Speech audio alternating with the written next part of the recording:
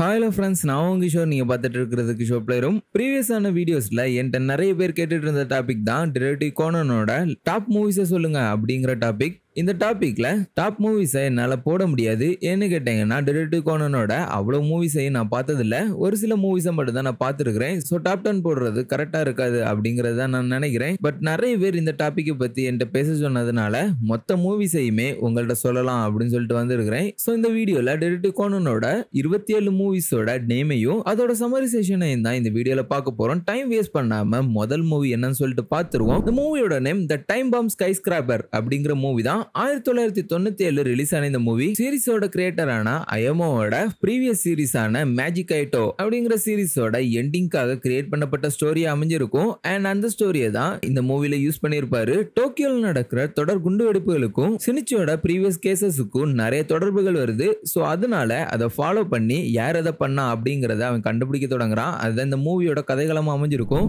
And ரெண்டாவது release ஆன movie த 14th target அப்படிங்கிற மூவி 1998 ரிலீஸ் ஆன இந்த மூவி மக்களை துரத்தி கொலை பண்ற, தொந்தரவு பண்ற ஒரு சைக்கோ கில்லரை சினிச்சு பிடிக்கிற மூவி அமைஞ்சிருக்கும். அண்ட் மூணாவது வந்த movie the last wizard of the century அப்படிங்கிற மூவி ஏப்ரல் 17, 1999 ரிலீஸ் ஆன இந்த மூவி முட்டையை திருட நினைக்கிற கைட்டோ கிட்ட இருந்து அந்த முட்டையை எப்படியாவது பாதுகாக்கிறது மாதிரி அமைக்கப்பட்டிருக்கும் இந்த மூவியோட கதைகளும். அடுத்ததான் நாலாவது ரிலீஸ் ஆன movie capture in her ice அப்படிங்கிற மூவி தான். ஏப்ரல் 22, 2000 ரிலீஸ் ஆன இந்த மூவி சினிச்சியோட ஃப்ரெண்டான ரேச்சல் முறையை யூஸ் பண்ணி கேசஸை சால்வ் பண்றது மாதிரி அமைஞ்சிருக்கும். இந்த மூவில ரேச்சல் ஞாபக மருதியோட குற்றவாளியை கண்டுபிடிக்கிறது மாதிரி பயங்கரமா காணிச்சிருப்பாங்க.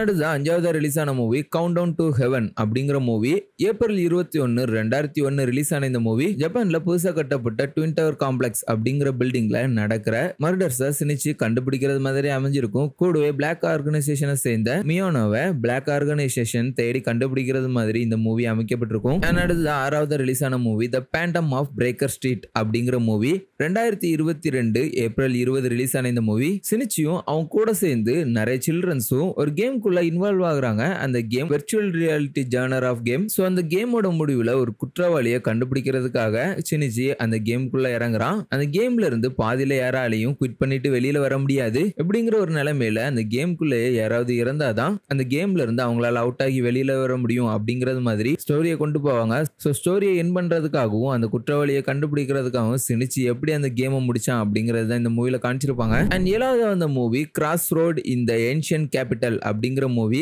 ஏப்ரல் 19, 2003 ரிலீஸ் ஆன இந்த மூவி கோனனும் ஹெட்டரிஹேஜியும் சேர்ந்து கேட்டோங்கிற பிளேஸ்ல பழங்கால பொருட்களை திருடுற ஒரு திருடனை கண்டுபிடிக்கிறது மாதிரி அமையும். அண்ட் எட்டாவது ரிலீஸ் ஆன movie magician of the silver sky அப்படிங்கிற மூவி 2004 ஏப்ரல் 17 ரிலீஸ் ஆன இந்த மூவி ஒரு காஸ்ட்லியான மோதிரத்தை ஃபாலோ பண்ணி தான் அமைஞ்சிருக்கும். அது மட்டும் இல்லாம ஏரோப்ளேன்ல வச்சு அதிகப்படியான சீன்ஸ் நகர்றது மாதிரி இருந்திருக்கும். வெண்டிலேஷன் மூலமா பைலட்டையும் கோ பைலட்டையும் மயக்கடிச்சிட்டு அந்த மோதிரத்தை திருடுறதுக்காக கும்பல் செயல்படும். கைட்டாவும் அதிகப்படியா இந்த மூவில காணிக்கப்பட்டிருப்பான்னு சொல்லலாம். ஃபைனலா அந்த ரிங்கை சேவ் பண்றது மட்டும் இல்லாம ஒட்டுமொத்த ஏரோப்ளைனையும் சேவ் பண்றது மாதிரி இந்த மூவியோட பிளாட் அமைஞ்சிருக்கும். அடுத்ததான் 9வது வந்த movie strategy about the depths அப்படிங்கிற மூவி ஏப்ரல் 9, 2005 தான் இதை ரிலீஸ் பண்ணியிருக்காங்க. போன மூவில எப்படி ஏரோப்ளைனோ அதே மாதிரி இந்த மூவில க்ரூஸ் ஷிப்பை காமிச்சிருப்பாங்க. அந்த ஷிப் சில மர்ம நபர்களால தகர்த்தெறியப்படுது. அண்ட் அந்த உடஞ்ச ஷிப்ல இருந்து நிறைய பேரை காப்பாற்ற வேண்டிய பொறுப்பு இப்போ கோனன்ட்ட வந்தது மாதிரி இந்த மூவியோட பிளாட் கொண்டு போவாங்க. அண்ட் இந்த மூவில டைட்டானிக்கோட ரெஃபரன்ஸ் ஹெவியாவே உங்களால பார்க்க முடியும். ஆனா அதையும் தவிர்த்து நிறைய ஆக்ஷன் கலந்த விஷயங்களும் இந்த மூவில அமைஞ்சிருக்கும். அடுத்த 10வது ரிலீஸ் ஆன மூவி த பிரைவேட் ஐஸ் ரெக்வயம் அப்படிங்கிற மூவி. இந்த மூவி ஏப்ரல் 15, 2006 தான் ரிலீஸ் ஆச்சு. கோனனும் அவனோட ஃப்ரெண்ட்ஸும் ஒரு தீம் பார்க்ல ஹாஸ்டேஜா மாட்டிக்கிறாங்க. இந்த சிச்சுவேஷன் ஒரு ஓல்டு கேஸ் கூட சம்பந்தப்படுறதுனால சோ அந்த ஓல்டு கேஸோட மிஸ்டரியையும் இந்த கேஸ் மூலமா சால்வ் பண்ண நினைக்கிறதா இந்த மூவியோட பிளாட் அமைஞ்சிருக்கும். அடுத்ததான் இந்த சீரீஸ்ல 11வது வந்த movie Jolly Roger in deep azure. இந்த மூவி 2007 ஏப்ரல் 21 தான் ரிலீஸ் ஆச்சு. இந்த மூவியோட பிளாட் ரியல் பைரட்டான ஆனிபோனியோட ட்ரெஷரை ஃபாலோ பண்றது மாதிரி அமைஞ்சிருக்கும். 2 ஸ்கூபா டைவர்ஸோட மர்டர் மிஸ்டரியை சால்வ் பண்றதுக்காக போற டிடெக்டிவ் கோனனுக்கு பைரட்டோட சீக்ரெட் ட்ரெஷரை பத்தி தெரிய வருது. சோ அந்த கேஸையும் சால்வ் பண்ற விதத்துல இந்த மூவியோட பிளாட் போகிறது மாதிரி அமைச்சிருப்பாங்க. அண்ட் இந்த சீரிஸ்ல 12வது ரிலீஸ் ஆன movie full score of fear அப்படிங்கிற மூவி 2008 ஏப்ரல் 19 ரிலீஸ் ஆன இந்த மூவி ஒரு பெரிய ஹோட்டலுக்கு வர்ற ஒரு பாப்புலரான சிங்கரை மர்ம கொலகார கும்பல்கிட்ட இருந்து டிடெக்டிவ் கோனன் காப்பாத்துறது மாதிரி அமைக்கப்பட்டிருக்கும்.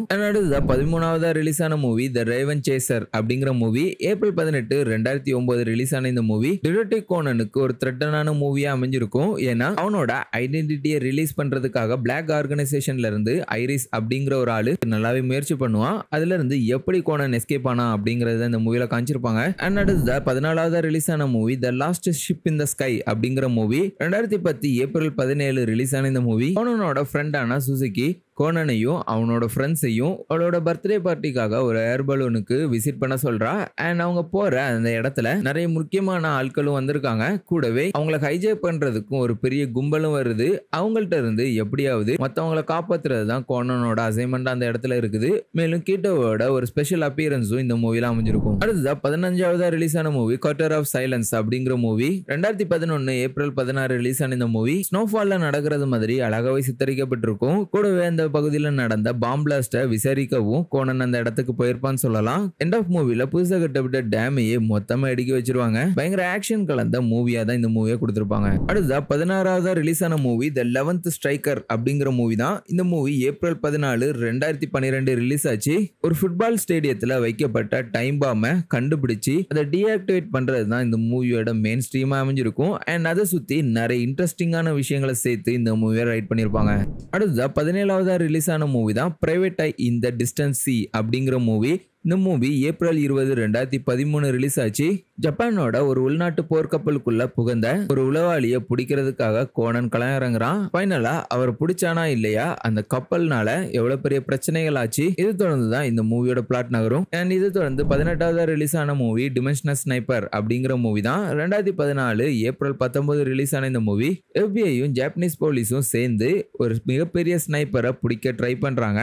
அண்ட் அவங்க பிடிக்கிறதுக்குள்ளேயே அந்த ஸ்னைப்பர் ஜப்பான்ல பல்வேறு மர்டர்களை ஈஸியாக பண்ணிட்டு போயிடுறான். அண்ட் அவனை பிடிக்கிறது ரொம்பவே கஷ்டமான விஷயமா இருக்கிறதுனால சினிச்சு அவங்களுக்கு பதிலாக களமிறங்குறான். அண்ட் அவன் அந்த ஸ்னைப்பரை பிடிச்சானா இல்லையாங்கிறது தான் மூவியோட பிளாட் அமைஞ்சிருக்கும். இது தொடர்ந்து 19th ரிலீஸ் ஆன மூவி தான் சன்ஃபிளவர்ஸ் ஆஃப் இன்ஃபர்னோ அப்படிங்கிற மூவி. இந்த மூவி 2015 ஏப்ரல் 18 ரிலீஸ் ஆச்சு. இந்த மூவி புகழ்பெற்ற பெயிண்டரான வேன்கோவோட பெயிண்டிங்கை பேஸ் பண்ணி அமைஞ்சிருக்கும். அவரோட ஒன் ஆஃப் த பெயிண்டிங்கான சன்ஃபிளவருங்க பெயிண்டிங்கை கைட்டோ திருடுறதுக்காக முயற்சி பண்ணுவான். அண்ட் அவன் எதுக்காக இந்த பெயிண்டிங்கை திருட முயற்சி பண்றான் அப்படிங்கறத சினிச்சு தெரிஞ்சுக்கிட்டு அதோட மிஸ்ட்ரியை சால்வ் பண்றது மாதிரி இந்த மூவி அமைஞ்சிருக்கும். அடுத்ததா இந்த சீரீஸ்ல 20வது ரிலீஸ் ஆன மூவி தான் த டார்க்கஸ்ட் நைட்மேர் அப்படிங்கிற மூவி.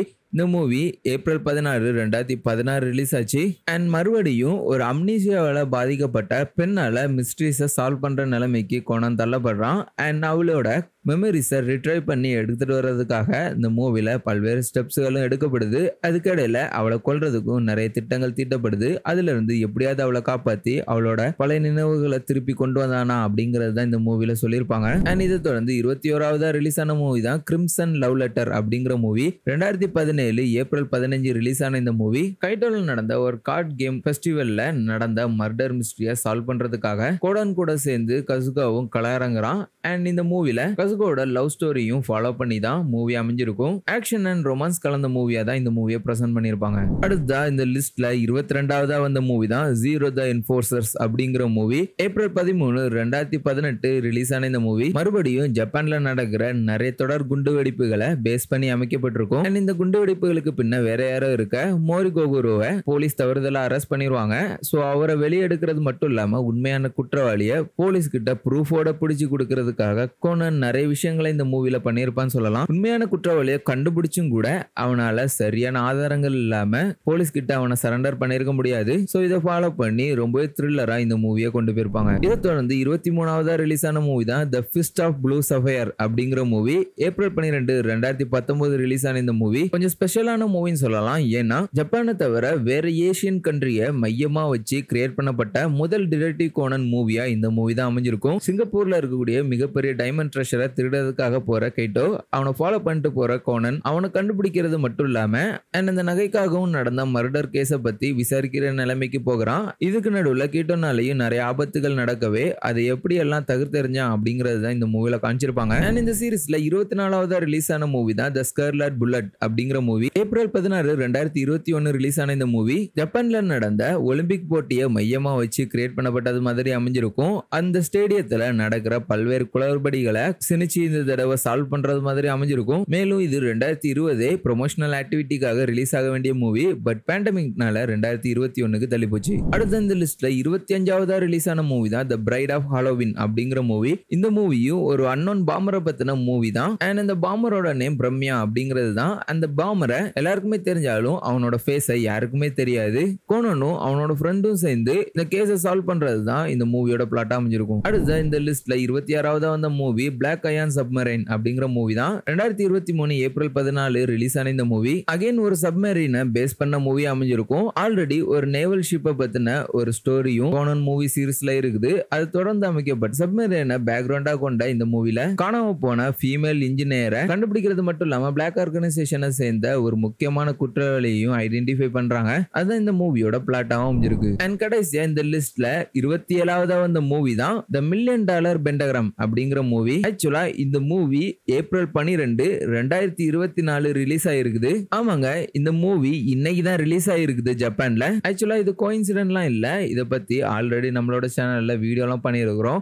அதனாலதான் இந்த மாதிரி ஒரு நாள்ல இந்த வீடியோ ரிலீஸ் பண்ணணும் அப்படிங்கிறது என்னோட பிளானா இருந்துச்சு. மூவியோட ட்ரெய்லர் பார்த்தவரை கைட்டவும் பிளாக் ஆர்கனைசேஷனும் ஒரு மெயின் விஷயமா இந்த மூவில அமைஞ்சிருப்பாங்கன்னு சொல்லிட்டு நினைக்கிறேன். அது மட்டும் இல்லாம ஜாப்பனீஸ் வாரியரான தொசுஜோ ஹிஜிகாட்டா அப்படிங்கிறவரோட பெருமையை பேசுற மூவியாவும் இது அமையும் அப்படிங்கிற மாதிரி மென்ஷன் பண்ணிருக்காங்க. ஓகே கைஸ், இந்த 27 மூவி தான் டிடெக்டிவ் கோனனுக்காக கிரியேட் பண்ணப்பட்ட மூவிஸா இருக்குது. ஒவ்வொரு இயரும் தவறாம இந்த சீரிஸோட மூவிஸா ரிலீஸ் பண்ணிட்டு இருக்காங்க. இயர் பை இயர் எவ்வளவு அனிமேஷன் குவாலிட்டி இம்ப்ரூவ் ஆயிருக்குங்கிறத இந்த லைன் அப்ப ஒவ்வொன்னா பார்த்துட்டு வந்தா உங்களுக்கே புரியும். இந்த வீடியோ டிடெக்டிவ் கோனன் ஃபேன்ஸ் ஆனா உங்களுக்கு பிடிச்சிருக்கும்னு நம்புறேன். பிடிச்சிருந்துச்சுன்னா மறக்காம லைக் பண்ணிட்டு சேனலை சப்ஸ்கிரைப் பண்ணிக்கோங்க. நான் உங்களை இதே மாதிரி வேற வீடியோல மீட் பண்றேன். பீஸ்.